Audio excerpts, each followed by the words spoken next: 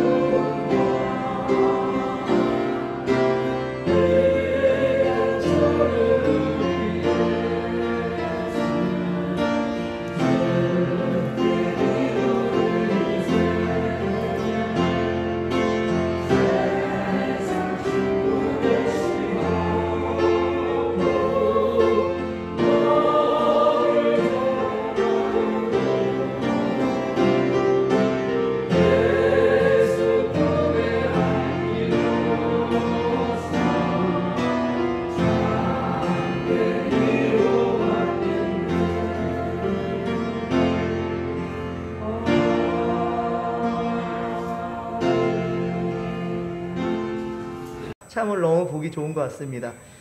정말 이럴 때 우리가 하는 말이 있어요. 합력하여 선을 이룬다는 말이 바로 이런 거라고 생각합니다. 우리 중흥 성도님도 너무 교회를 사랑하셔서 이렇게 한 걸음에 달려왔어요. 사실 서울은요, 그 강남에서 저기 강북까지 교회를 가는 성도들 같은 경우는 1시간도 넘게 걸려요.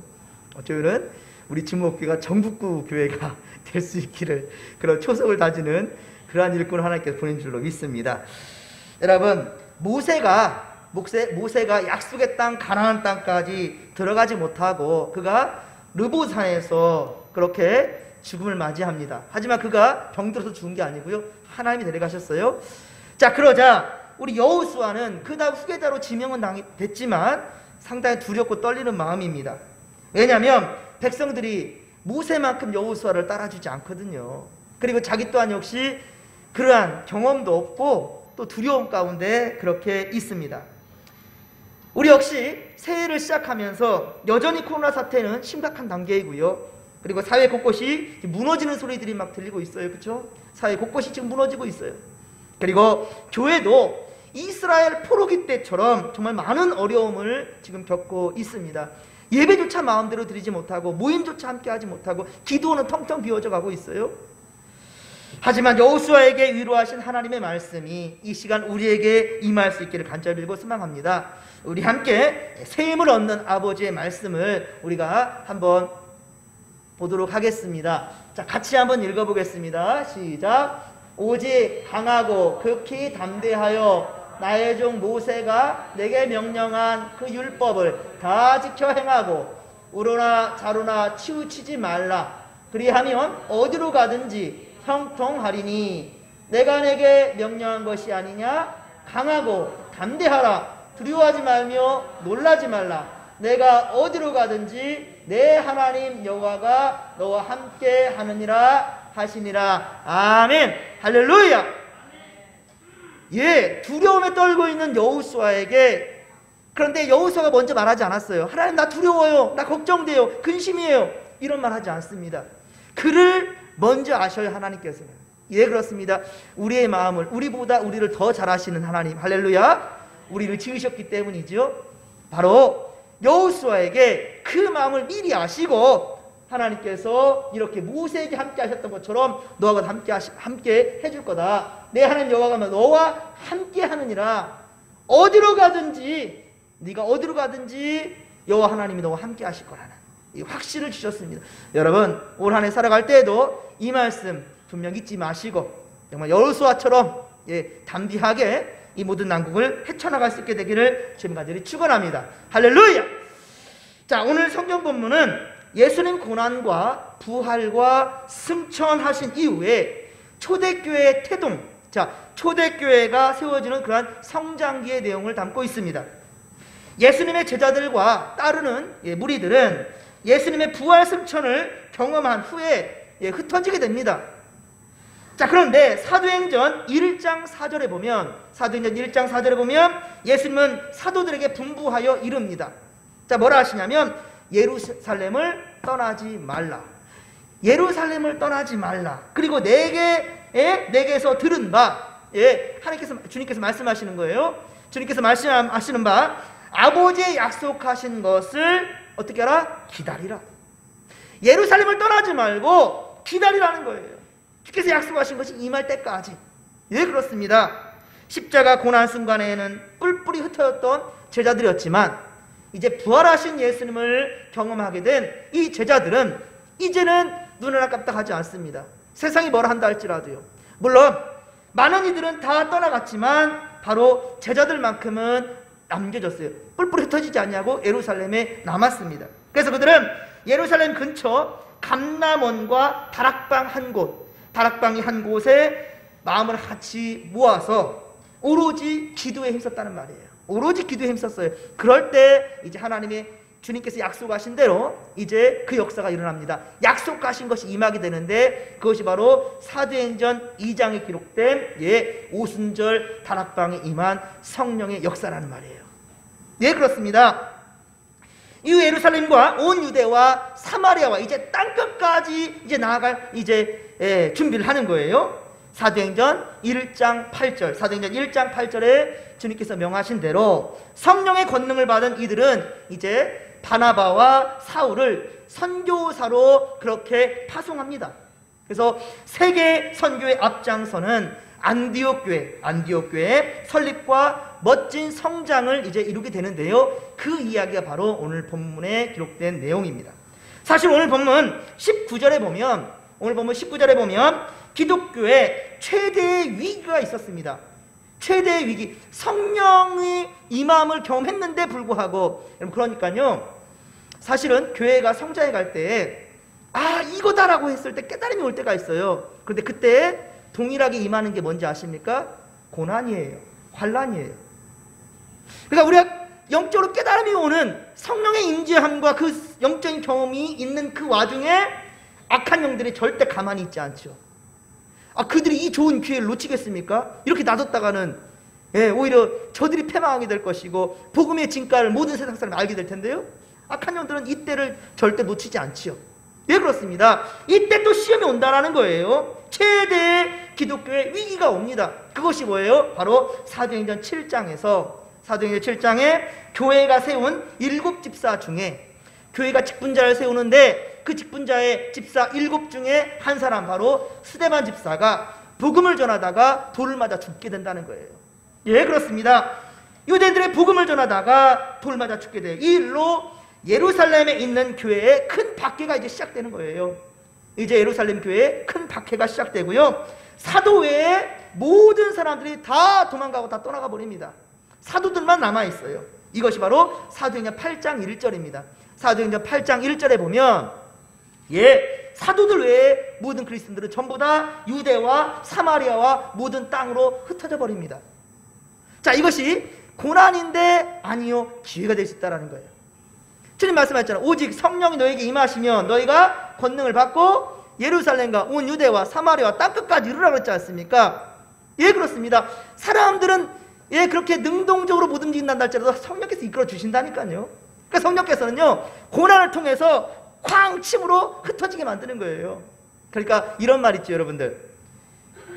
교회는 모이는 교회가 있고 흩어지는 교회가 있다지 않습니까? 예, 그렇습니다. 우리가 이렇게 수요예배나 새벽이나 주일 예배나 우리가 모여서 함께 모이는 예배가 있어요. 그런데 어때요? 흩어지는 예배, 흩어지는 교회가 될 수 있다는 거예요.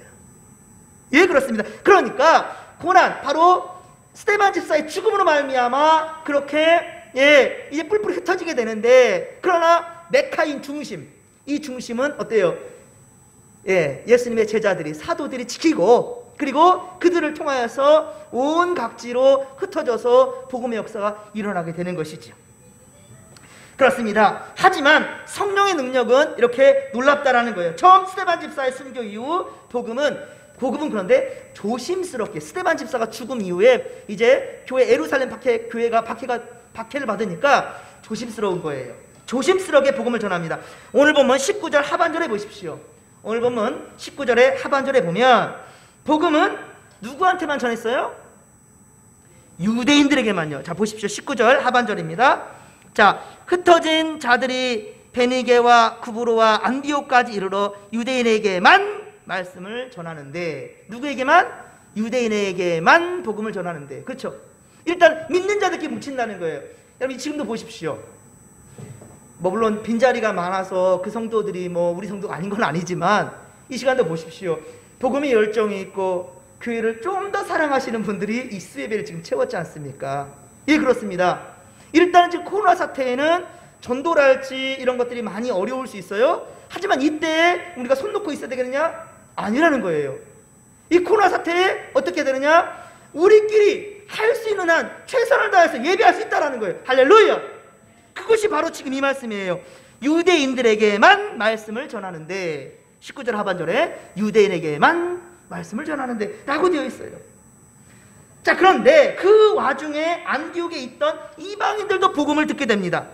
우리에게만, 그러니까 믿는 자들끼리만 뭉쳤는데 20절 보면 그 중에 구르보와 구레네 사람이 안디옥에 이르러 헬라인에게도 말하여 주 예수를 전파하였다는 거예요.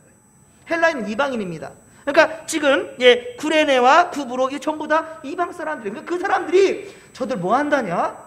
라고 보면서 복음이 전해지고 말씀이 예배가 되어진 것들을 일단은 어깨너머로 보다가 그 가운데에서 경험의 역사가 일어나는 거예요. 성령의 역사가 일어나는 거예요. 그래서 이방인들까지도 이 말씀을 듣게 되었다는 거죠. 그리고 수많은 사람들이 21절에 보듯이 어떻습니까? 수많은 사람들이 믿고 어떻게 했다고요? 죽게 돌아왔더라.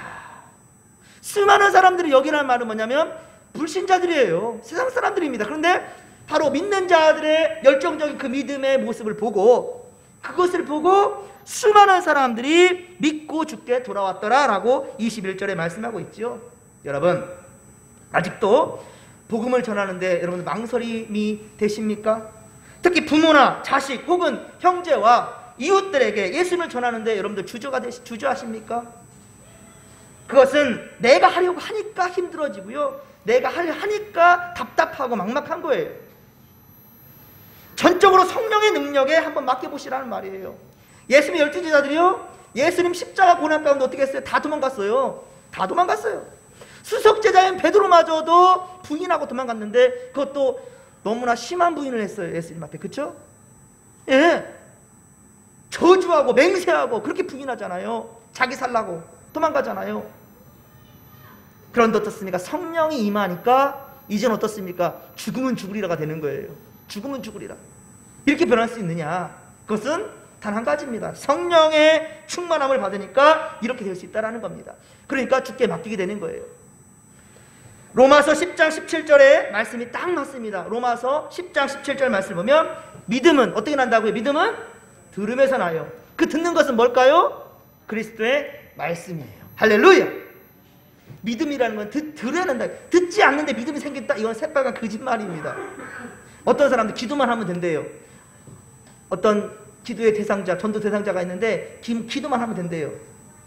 이거는 잘못된 믿음이에요. 왜? 기도하면 능력 주시거든요. 그럼 제자들도 그냥 모여서 기도만 하지?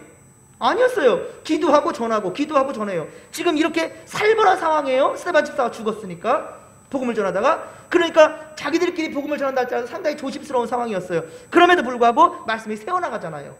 말씀이 새어나가니까 이방 사람들 그걸 듣는다니까요. 믿음은 들음에서 납니다. 이것은 하나님의 명령이고 말씀이에요. 진리입니다. 믿음은 들음에서 난다는 거예요. 들음은 그리스도의 말씀으로 말미암는다 라는 것이지요.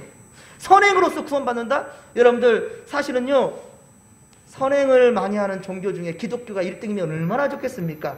하지만 우리나라에서 지금 선행을 제일 많이 하는 종교를 한다면 오히려 원불교나 불교예요. 그리고 캐톨릭 우리가 4등입니다. 이건 진짜 안타까운 일이죠. 사랑을 제일 많이 얘기하는 우리 기독교가 사랑하는 데는 왜 이렇게 뒤처져 있는지 모르겠어요. 그러면 이게 대한 우리가 좀 부끄러움과 창피함을 하나님께 있을 수 있겠지만, 그렇다고 하여서 원불교나 불교에서 좋은 일들 많이 한다, 그래서 그들이 천국 갑니까? 아니라는 거예요. 선행으로 구원받을 사람은 한 명도 없어요. 한 영혼도 없습니다. 우리가 선행에 대해서 뒤처져 있는 것이 부끄럽고 창피한 일인 것이지, 우리가 예수 믿는 것이 잘못된 게 아니란 말이에요. 선행으로서 구원받을 수는 없다는 거예요. 한 영혼도 그럴 수 없다는 거예요. 오직 주 예수를 믿어 구원에 이른다는 것은 진리입니다. 자, 그런데 문제는 뭐냐? 입술로 복음을 전하지 않기 때문에 문제예요. 이번에는 우리 어머니한테, 이번에 내 자식한테, 내 형제한테 어떻게든지 예수 믿으라고 말 한마디 하면 어떨까 하는데, 뭐 죄 지은 것도 아닌데 왜 이렇게 가슴이 벌렁벌렁하고 왜 이렇게 말을 못할까요? 왜 말을 못할까요? 누구 역사가 강하다? 성령 역사가 강하다? 아니요. 악한 영의 역사가 강한 거죠. 인본주의에 묶여있는 거죠. 그러니까 말을 못하는 겁니다. 예, 그렇습니다. 그게 문제라는 것이죠. 여러분, 성경의 말씀으로 돌아가십시다. 우리 로마서 10장 13에서 14절 말씀 시작. 누구든지 주의 이름을 부르는 자는 구원을 받으리라. 그런즉 그들이 믿지 아니하는 일을 어찌 부르리요? 듣지도 못한 일을 어찌 믿으리요? 전파하는 자가 없는데 어찌 들으리요? 아멘. 정확한 말이죠. 아니, 전파하는 사람이 없어요. 내가 한 번도 저 이웃 사람한테, 한 번도 어머니 아버지한테, 한 번도 내 형제한테 예수 믿으란 말 한 번도 해본 적이 없어요. 근데 어떻게 그가 갑자기 나 이제 예수 믿을게 그래요? 그런 일은 없어요. 없다는 거, 성경이 없다잖아요. 어찌 들으리요? 듣지도 못한 일을 어찌 믿으리요? 예수라는 말 한 번도 들어본 적이 없어요. 어떻게 믿을 수 있겠습니까? 지난번에 코로나 사태에 제 친구 둘이 이 영상 예배 꼭 들은대요. 우리 김금택 우리 집사님 중학교 친구인데, 그 친구가 그런 얘기를 하는 거예요. 이 형동이 제일 친한 두 친구였어요. 근데 중학교 때 어떤 그 두 친구가 정말 친했는데, 한 친구는 예수를 잘 믿었고, 그 금택이라는 그 집사님은 늦게 예수를 어떻게 사회에서 예수를 만나게 됐는데, 그때 식사를 하면서 그 친구가 그런 얘기를 하는 거예요. 어떻게 지들만 예수 믿고 나한테 예수 믿으라 한마디도 안 했는가 모르겠다고. 응? 그래서 그 친한 친구한테 그러는 거예요. 왜 나한테 예수 믿으란 말 안 했냐? 나 그 좋은 예수님을 지금 믿고 있다는 거예요. 그래서 작은 교회 섬기는데 차량운행도 하고 뭐 봉사도 열심히 한대요. 예? 그래요. 나중에 여러분들은 저 사람이 설마 예수 믿을까? 저 사람이 어떻게 예수 믿을, 이런 생각할지 모르겠지만 그 영혼은 기다리고 있다라는 거예요. 예, 상황과 환경은 내가 만들어가는 것이 아니라 하나님이 만들어 주신다는 거예요. 믿으시면 아멘 합시다. 우리의 환경과 상황은 하나님이 만들어 주시는 거예요. 그럼 그 가운데서 내가 순종할 것이고, 그 능력이 없습니까? 기도하면 됩니다. 하나님 용기를 주십니다. 그러면 기도하게 되면 눈물이 납니다. 그 영혼이 불쌍해서 어떻게든지 그러면 그때 용기를 주시는 대로 뒤처지지 마시고 다음 날로 밀어버리면 이제 그 기회는 지나가 버리는 거예요.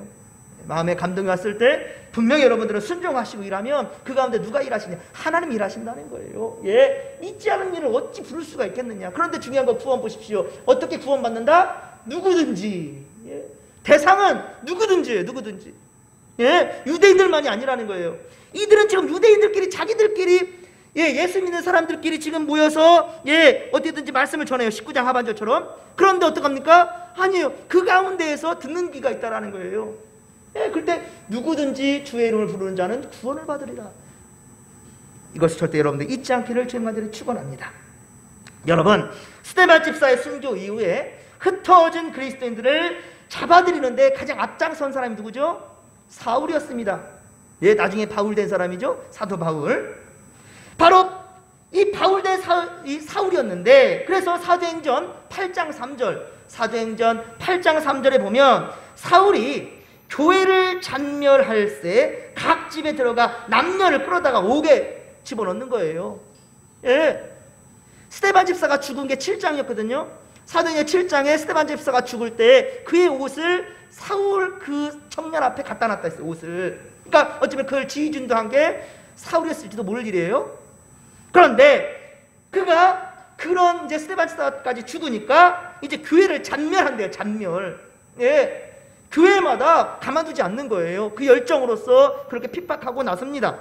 그런데 바울은 어떻습니까? 이 가정 가운데 부활하신 예수님을 만나게 되죠. 부활하신 예수님의 음성을 듣고 회심을 하게 되죠. 그게 바로 사도행전 9장입니다.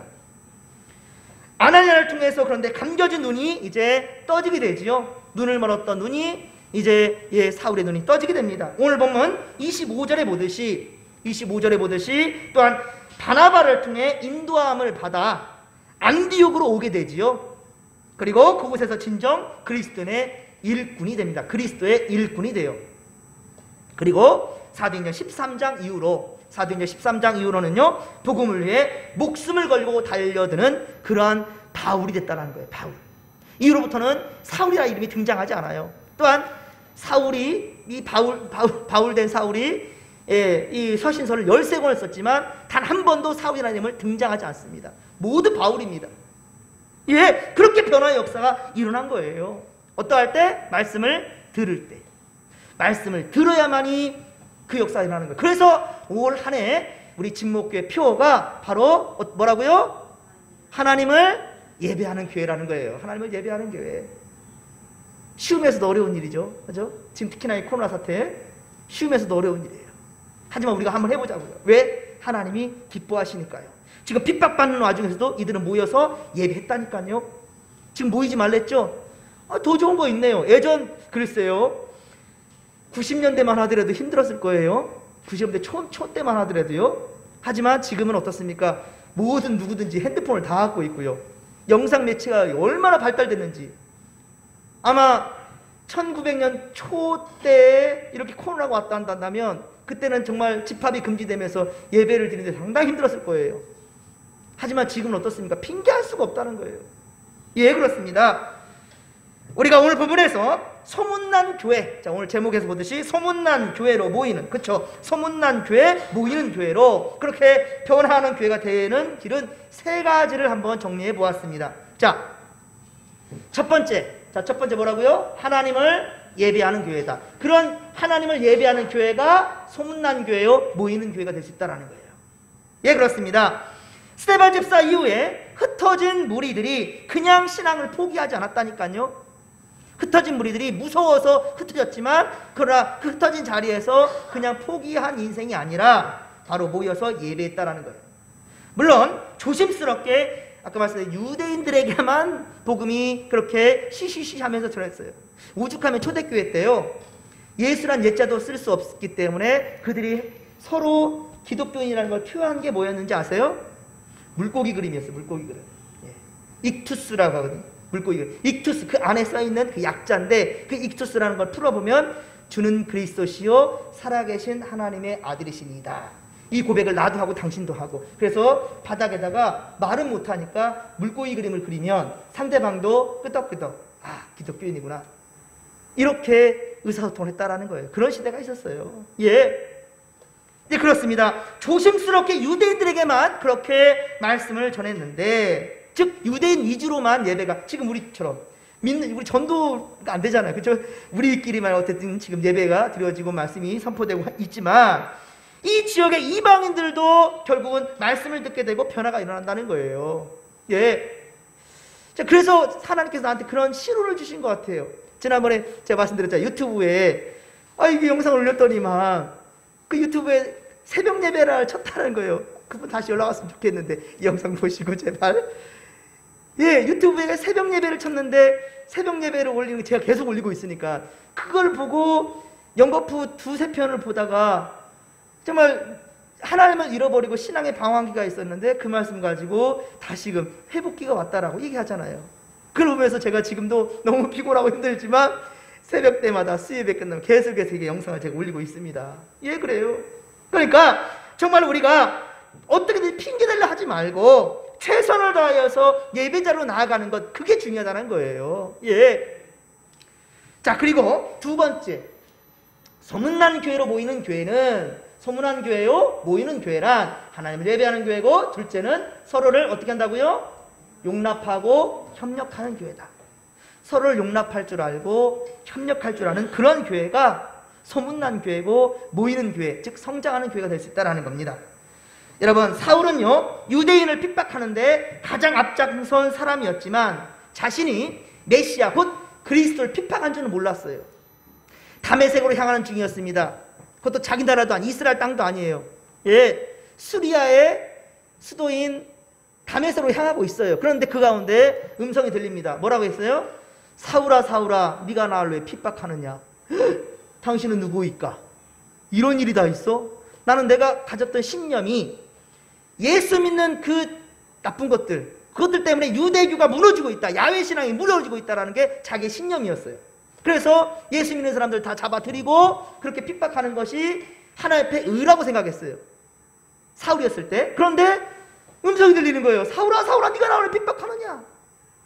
너무 그가 가지고 있었던 모든 지혜, 지식과 지혜, 그리고 모든 관념과 사상이 와르르 무너지는 순간이죠. 예, 그렇습니다. 자괴감에 빠졌습니다. 그래서 그가 아나니아를 통해서 눈은 떠지긴 했지만 너무나 충격이었기 때문에, 여러분들 힘들 때 어디를 생각하죠? 고향 가고 싶죠. 힘들어질 때, 그쵸? 내 고향.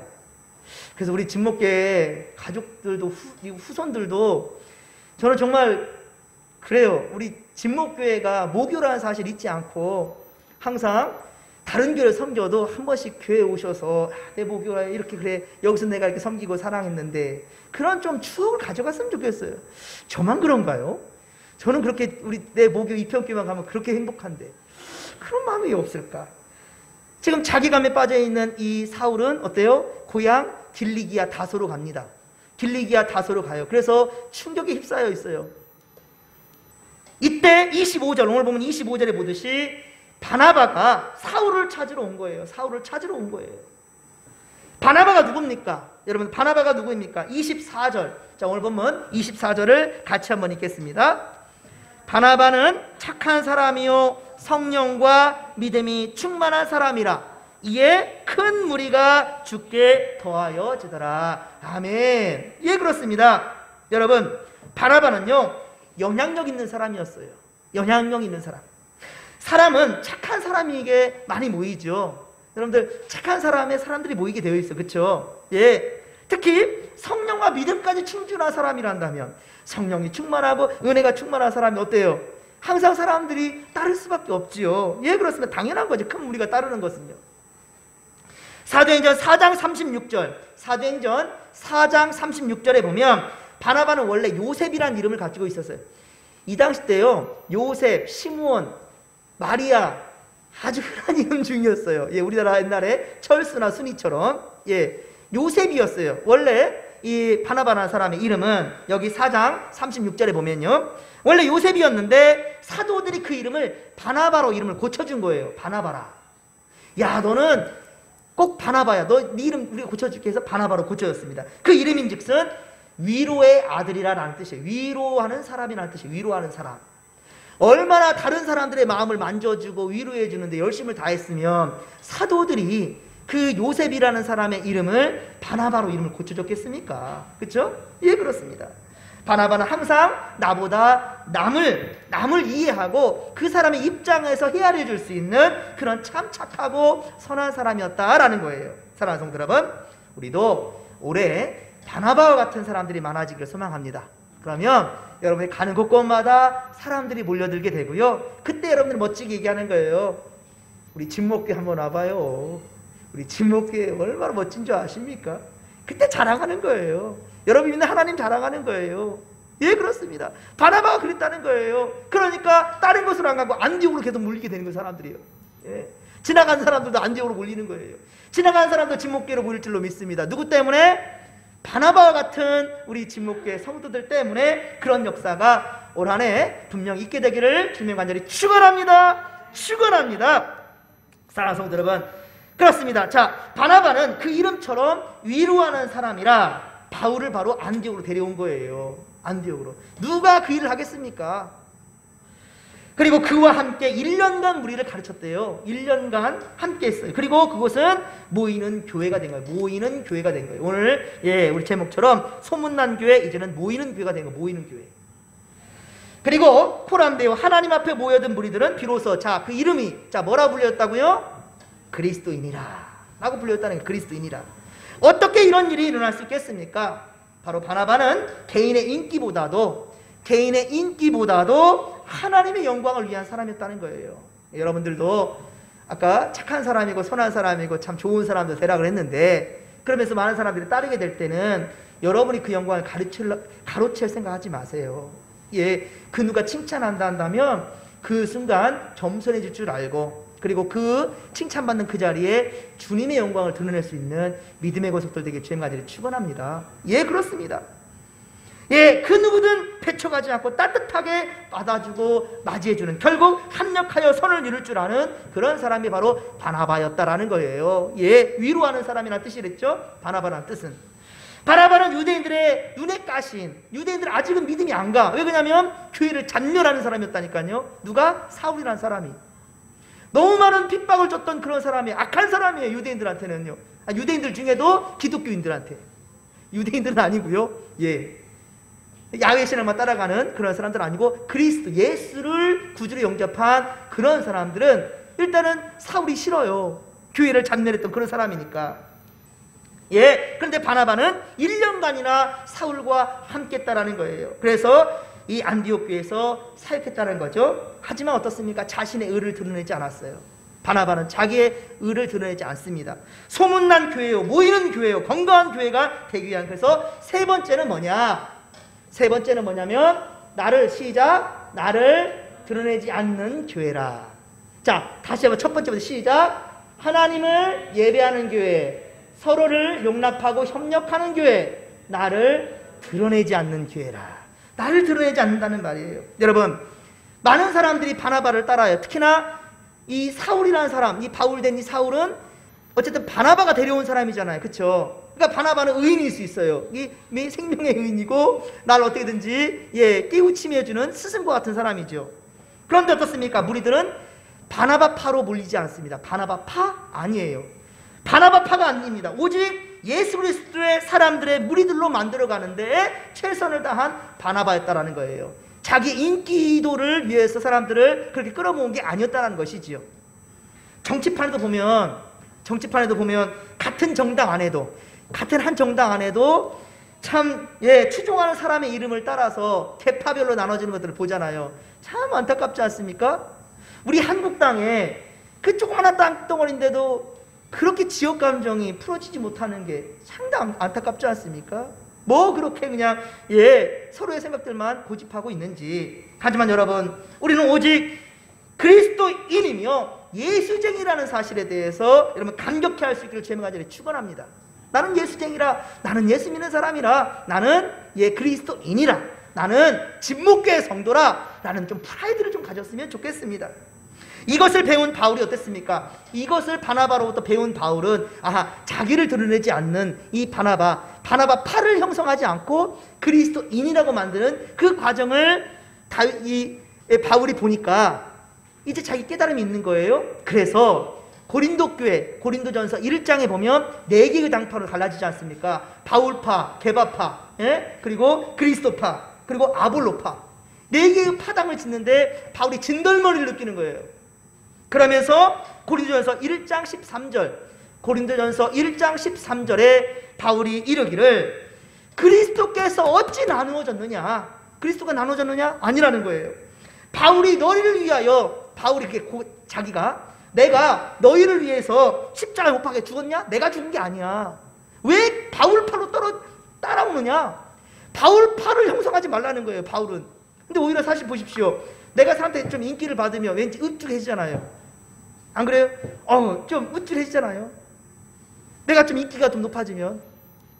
그러니까 대형교회들 같은 경우는 저는 우리 진목교회 그런 역사가 일어날 줄 믿습니다. 300명, 400명, 500명 일어나면 어떤 교회들 같은 경우는 대형교회가 되면은 스크린 예배를 드려요, 지역마다. 이걸 만약에 보게 된 그러니까 대형교회 성도들이나 담임 목사님은 회개해야 돼요, 회개. 어디 가는 데마다 바울이 자기 교회를 세우고 바울교회라고 했습니까? 아니었어요. 가는 그 지역 이름을 따라가는 거예요.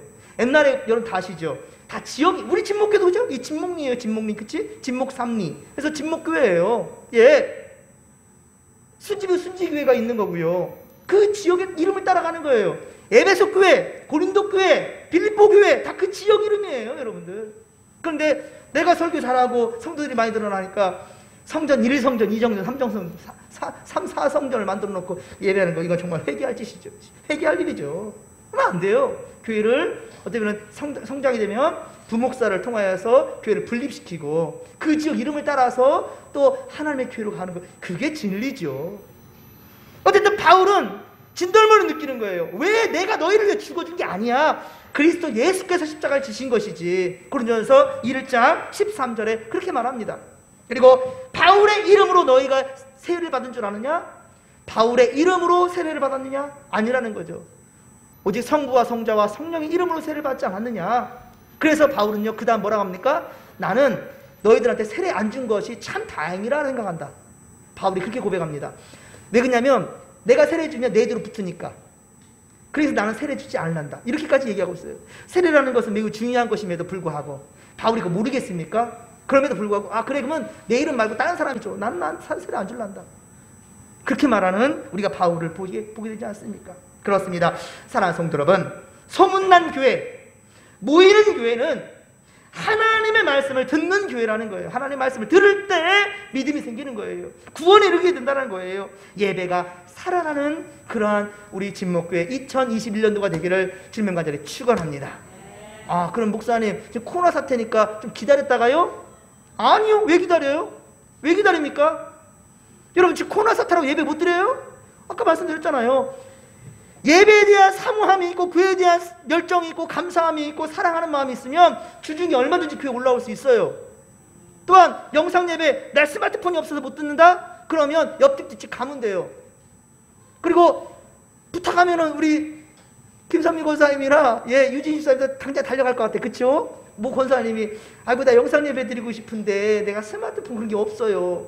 괜찮아요. 가겠습니다. 그래 주시겠죠? 그래 주실 거예요. 그래 주실 거예요. 예, 그래 주실 거예요. 이쪽에 성도님도 아멘 하잖아요.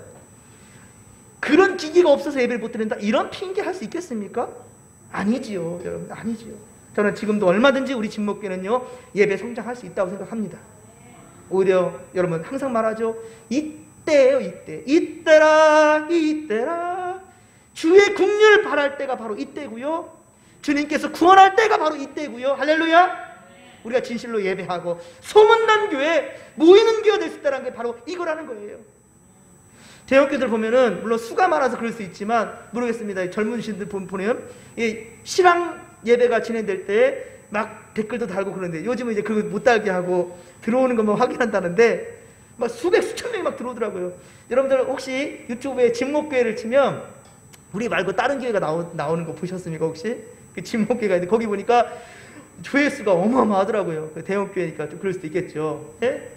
근데 제가 수 때문에 부러운 것이 아니라 이렇게 예배를 사모하는 자들이 있구나라는 사실에 상당히 좀 부러웠습니다. 하지만 부러운 건 지는 거죠. 우리 할 수 있다고 생각해요. 새해에는 우리 정말로 건강한 성도들이 건강한 교회를 만들어가고, 그리고 정말로 소문난 교회 진목교회 될 줄로 믿습니다. 믿으시면 아멘 합시다. 살아계신 하나님 고맙고 감사를 드립니다. 할렐루야. 은혜 충만, 성령 충만, 말씀 충만으로 함께 하시고 우리 정말 소문난 교회 진목교회 될 수 있도록 도와주시옵소서. 모여지는 교회 되게 하여 주시옵시며 언제든지 성전을 사랑하고 예배를 사모하는 그러한 건강한 성도들로 주님 채워 주시옵소서. 함께 하여 주옵소서. 모든 것 주께 의지하며 감사드릴 때 거룩하신 예수님의 이름으로 기도하옵나이다. 아멘.